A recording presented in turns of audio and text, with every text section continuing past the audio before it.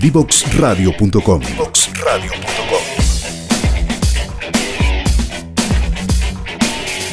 Conversaciones que simplifican lo complejo.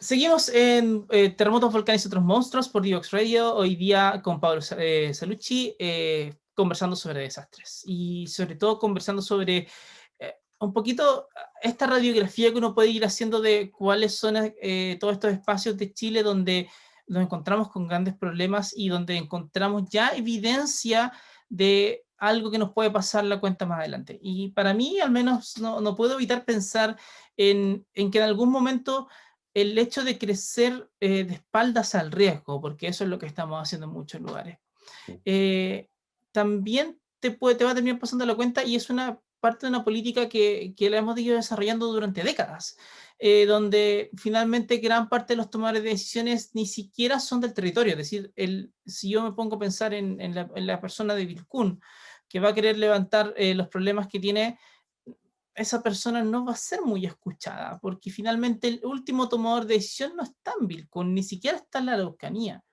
El último tomador de decisión está en 3 comunas de la región metropolitana. Por allá vive.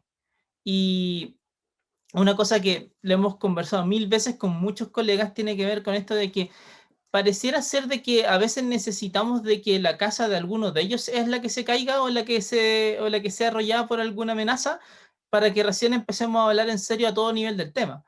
Lo cual es terrible pensarlo así, porque no deberíamos justamente hacer eso. Tenemos que generar confianzas entre las distintas partes de la sociedad, entre las distintas instituciones. Eso es lo relevante. Pero hoy día yo siento que tenemos ese problema, donde en definitiva Santiago es como un animal por sí solo, y una parte de Santiago es un animal más grande que el resto, y que desde ahí se trata de ver qué va a pasar con toda la gente. Me acuerdo, por ejemplo, de Chaitán, que después de la erupción del 2008, eh, la gente, o sea, las salidas que se plantearon fueron siempre este Santiago. Y eso fue un problema enorme para todas las personas que estaban ahí. Entonces, Pablo, ahí toquemos un poquito ese tema, toquemos un poco el tema de ese hipercentralismo chileno y cómo eso nos va afectando en la toma de decisiones en distintos lugares que tú también conoces muy bien.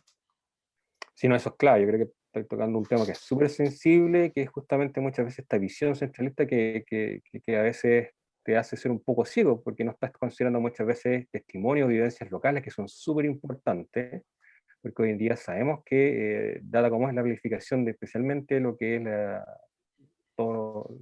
forma en que podemos llevar o entender el riesgo, es desde arriba hacia abajo, ¿no? Hoy día, y todos los modelos que uno puede revisar, de países que ya sea con más recursos o que de alguna manera han podido internalizar de mejor forma este tema, es al revés, desde abajo hacia arriba, es decir, donde la comunidad local es la que impulsa, digámoslo, todo lo que tiene que ver con gestión.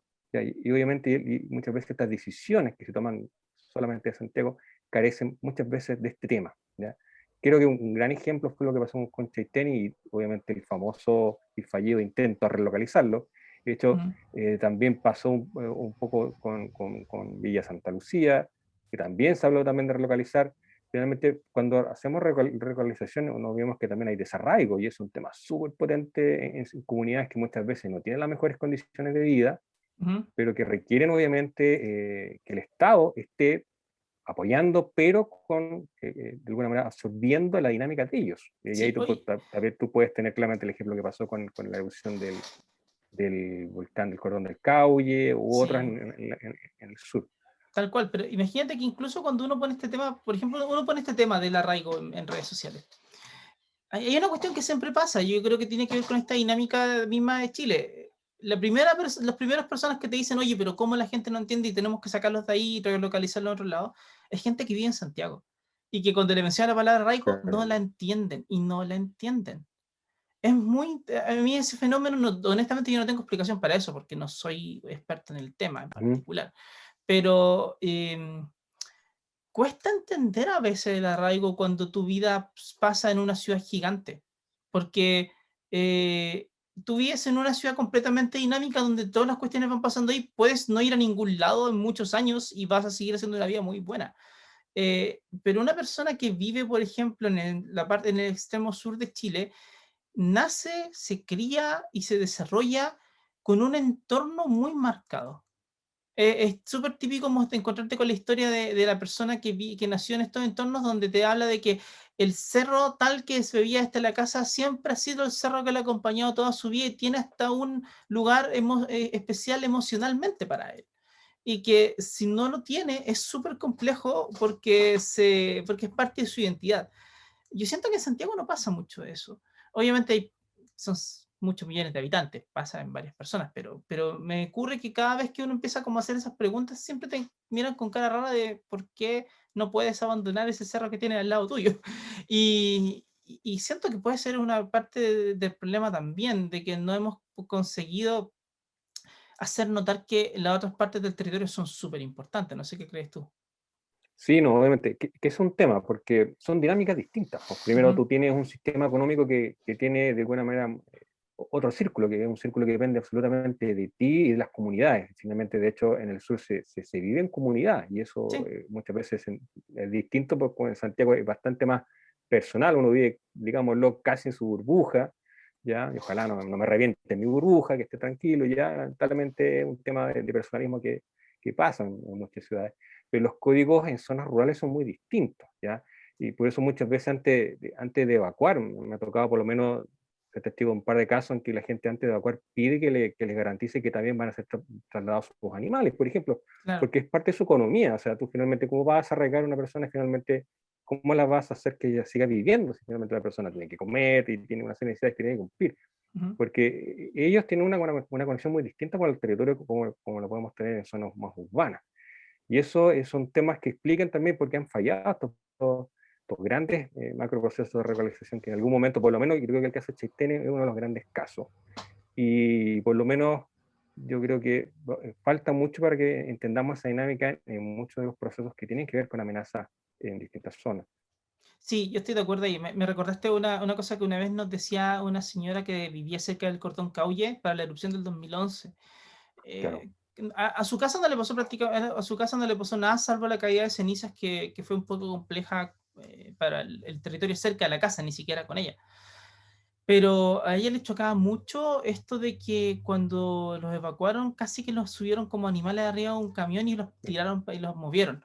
Eh, y a mí me llevó a pensar mucho, porque claro, uno piensa, oye, tengo que sacarlo rápido a la gente, lo importante es tomarlos, llevarlos y moverlos rápidamente. Y es mi visión como también criado en una ciudad como Temuco, sigue siendo una ciudad, hay que hacer las cosas rápido y se Ujú. acabó.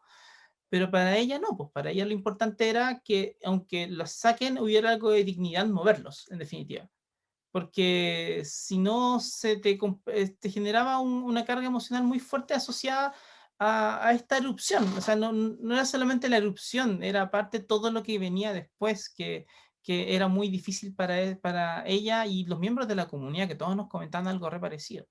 Y eso era súper difícil. También me acuerdo que personas que comentaban que hablaban con las autoridades y las autoridades no las tomaban en cuenta porque decían, aquí está pasando esto. Y la autoridad decía, no, eso es imposible, eso es imposible, eso es imposible y se acabó. Y a veces siento como que seguimos funcionando así de una manera, como que no lo consideramos. Y es complicadísimo. Ahora, siguiendo como haciendo esta radiografía de alguna manera de todos estos problemas que estamos teniendo ahora, que estamos incubando. Eh, Volvamos un poquito sobre cómo crecen las ciudades. Ujú. ¿Qué pasa cuando una ciudad se empieza a quedar sin espacio? Por ejemplo, tú hablas de Santiago yéndose cada vez más hacia el oriente. Eh, ¿Cuándo perdemos el control sobre lo que está pasando?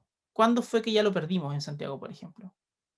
Bueno, yo creo que hace 20 años ya la cosa empezó a mostrar una tendencia. Yo creo que los últimos 10 ya ha sido una presión, especialmente sobre el sector oriente, que preocupa por todo el control o, digamos, la función ecosistema que tiene la cordillera.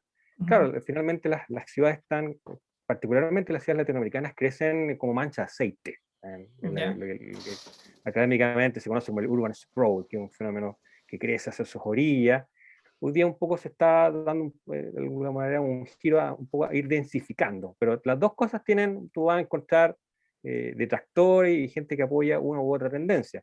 Pero finalmente cuando tú creces finalmente hacia los bordes, estás creciendo particularmente a espacios que antiguamente tenían otras funciones. Por ejemplo, absorber el agua en periodos de grande lluvia. ¿Ya? Y eso es lo Claro. que estamos teniendo hoy en día en Santiago, porque estamos cubriendo con cemento y la capacidad de absorber la ciudad lluvias intensas que pueden ocurrir en periodos muy acotados, la estamos perdiendo.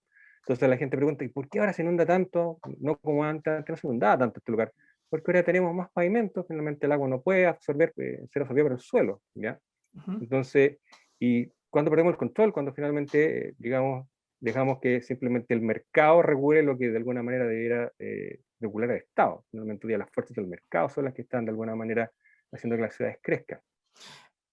En un país como Chile, donde están pasando todas estas cosas, donde el cambio climático es nos está también gatillando muchas amenazas que de pronto no estamos tan acostumbrados. Sí. Ahora ocurren de manera más frecuente, más fuerte. La pregunta importante, la pregunta creo yo ahí es, ¿deberíamos tener una ciudad de 8 millones de personas en Chile hoy?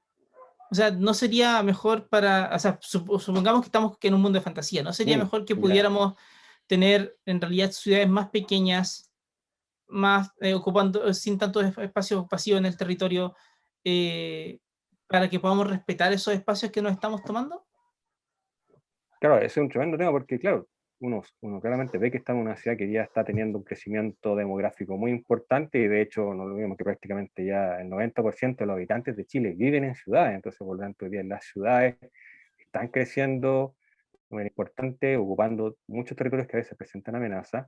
Y claro, eso te genera también otros temas que tienen que ver con la segregación, porque finalmente la ciudad crece, pero la oferta de servicios sigue siendo casi la misma. O sea, tú estás teniendo una oferta de servicios en donde obliga a la gente a moverse más hacia distintas distancias, y eso obviamente tiene eh, tremendos temas, pero en particular, el hecho de que las ciudades crezcan y finalmente lo hagan hacia espacios que son de reservas naturales o que deberían mantener sus controles naturales ecosistémicos, es un tremendo tema. Yo siempre me he sido partidario que obviamente la ciudad debería ser más equilibrada en su crecimiento.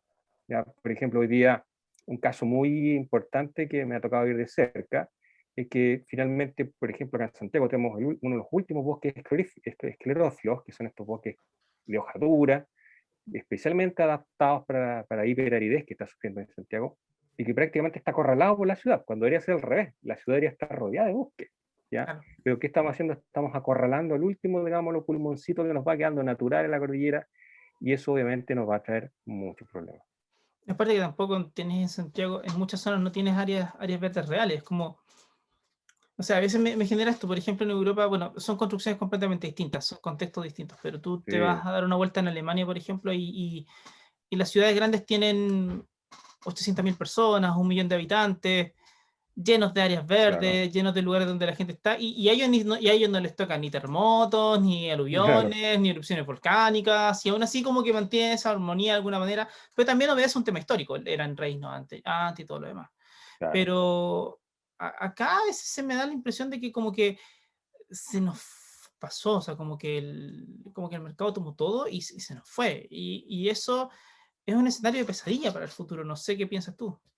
Sí, no es un tremendo tema, particularmente porque el escenario de cambio climático es esencialmente un tremendo tema, que es primero, ausencia de precipitaciones durante el periodo, digamos, invernal, que son cada vez menos, y cuando se presentan en periodos muy cortos de manera muy intensa, y eso finalmente cuando ocurre el suelo no puede absorber, y eso finalmente que genera inundaciones, y sumémoslos que con la temperatura que pueden presentarse esta lluvia, la isoterma cero, que es la línea que separa finalmente la lluvia sólida de la líquida, se eleva sobre la cordillera y finalmente cae agua donde debería caer nieve y el suelo está completamente expuesto a vegetación y tenemos aluviones, ¿ya? Mm.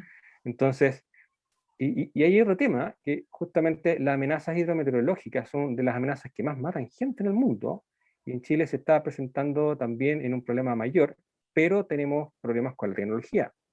Necesitamos radares meteorológicos para justamente poder entender mejor estos fenómenos que nos van a traer inundaciones importantes en periodos muy acotados. O sea, llueve mucho en poco tiempo, pero nos genera grandes problemas. Claro. Sí, encuentro que eso es completamente cierto. Estoy muy de acuerdo en eso. Eh, Pablo, yendo un poco más hacia el futuro, pensemos en en que vivimos en este país sumamente imperfecto en muchos sentidos, con todas las amenazas que estamos teniendo. Yo siento que hoy día tenemos dos grandes desafíos, uno que tiene que ver con trabajar con las comunidades, con la persona de a pie, en definitiva, que no tiene tanta conciencia, y otro con los tomadores de decisiones. ¿Cómo vislumbras tú ese trabajo? O sea, ¿son dos carriles paralelos? ¿Son dos cosas que se tienen que trabajar en conjunto? ¿Qué puede ser más efectivo para de alguna manera u otra ayudar a concientizar al mayor grupo de gente que pueda ayudar a entender que Chile está sujeto a múltiples amenazas? Mira, yo creo que yo soy digámoslo, una persona que cree ciegamente en que la educación desde temprana edad es fundamental en estos temas, ¿ya? Yo creo que es fundamental que hablemos de estos temas siempre, no solo cuando ocurren. O sea, debemos hablar desde la primera etapa, estoy hablando del preescolar, permanentemente hasta, digámoslo, hasta el rango universitario, de las amenazas que tiene Chile. Y eso tenemos que transmitirlo constantemente. Yo veo con mucha preocupación, por ejemplo, cómo el tema de cambio climático o el tema de la amenaza de las múltiples amenazas de Chile cada vez ha ido desapareciendo el plan y programa que se están entregando finalmente a nivel nacional. O sea, hoy día, por ejemplo, geografía, que es donde tradicionalmente se hacían algunos de estos temas, prácticamente ha desaparecido de los planes y programas. Y esas son instancias donde finalmente el profesor podía entregar conocimiento. ¿Ya? Yo creo que ahí se debe ser, digamos, lo majadero en contar historias. Yo creo que en ese sentido no tiene por qué ser una lata esto. ¿Sí? Hay muchas historias, ya hay muchas historias que contar. Así como finalmente sabemos que la cosmovisión mapuche tiene tremendas historias que contar y así lo hacen generacionalmente, también lo podemos hacer desde nuestros colegios. Yo creo que la educación ahí es básica. La memoria, la conmemoración de eventos como el 3 de mayo, o ahora que estamos cerca ya del 21 y 22 de mayo, a conmemorar el terremoto del día. Esos eventos tienen que estar constantemente en la memoria de la gente, porque si bien yo creo que la gente tiene bastante más concientizada la amenaza de los terremotos, el tema de lo que son las amenazas hidrometeorológicas por cambio climático es un tema que hay que comenzar a darle, digámoslo, de una manera mucho más insistente. Sí. Gran frase para final esa. Hay que poner el tema en la mesa, hacerlo entretenido. Yo sé que se puede hacer. Hemos hecho harto esfuerzo al respecto, pero hay que seguir trabajando. O sea, hay que hacerlo más y más y más, porque nos van a seguir ocurriendo. Es decir, lo importante es que los niños que hoy día tienen 5 años, 6 años, en 20 años más, cuando tengan 25 y estén empezando a hacer cosas interesantes, lo tengan tan metido en su ADN que para ellos sea natural tener que pensar en una sociedad distinta. Pablo, muchísimas gracias por estar con nosotros en el programa de hoy. Gran conversación. Quedas cordialmente invitado para una siguiente conversa, porque nos quedaron otros temas en el tintero. Hay otras partes de Chile que hay que ver y otros tipos de amenazas también. Sí. Así que muchísimas gracias. Tienes la palabra para ir a despedirte tú. No, digo, Cristian, y a tu programa, gracias por el espacio. Siempre es importante hablar de estos temas, de esta realidad de múltiples amenazas en esta loca geografía llamada Chile. Así que un gusto estar contigo, Cristian, y nos vemos. Nos vemos. Divoxradio.com.